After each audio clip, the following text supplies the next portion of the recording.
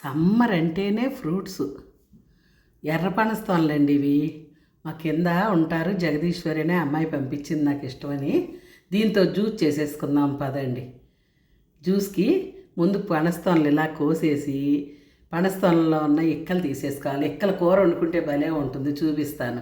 ఇలా పనస్తోనలు అన్నీ క్లీన్ చేసేసుకుని ఇక్కలు తీసేసుకుని ముక్కల కింద కోసేసుకుని బ్లెండర్లో వేసేసుకుంటే పనస్తోనల జ్యూస్ భలే ఉంటుంది. థైరాయిడ్ ఉన్నవాళ్ళు పనస్తోనలు ఎక్కువ తినండి అమ్మా, థైరాయిడ్ కంట్రోల్లోకి వస్తుంది. చాలా పోషకాలు ఉంటాయి పనస్తోనల్లోనూ. పనస్తోనల కాలంలో అసలు పనస్తోనలు వదులుకోవద్దు. నానమ్మకి అయితే చాలా అంటే చాలా ఇష్టం. పనస్తోనలు అందులో వేసేసి కాస్త ఐస్ ముక్కలు వేసేసి, నేను అయితే బ్రౌన్ షుగర్ వాడుతున్నాను 2 స్పూన్లు, మీరు వైట్ షుగర్ ఉంటే వేసుకోండి. 1 కప్పు పాలు పోసేసి బ్లెండర్లో 4 తిప్పులు తిప్పేస్తే పనస్తోనల జ్యూస్ రెడీ అయిపోతుంది. మరి మీ అందరికీ నచ్చితే కనుక మీరు ఒక లైక్ చేసి మీ ఫ్రెండ్స్కి షేర్ చేసి నానమ్మకి సపోర్ట్ చేయండి. Thank you.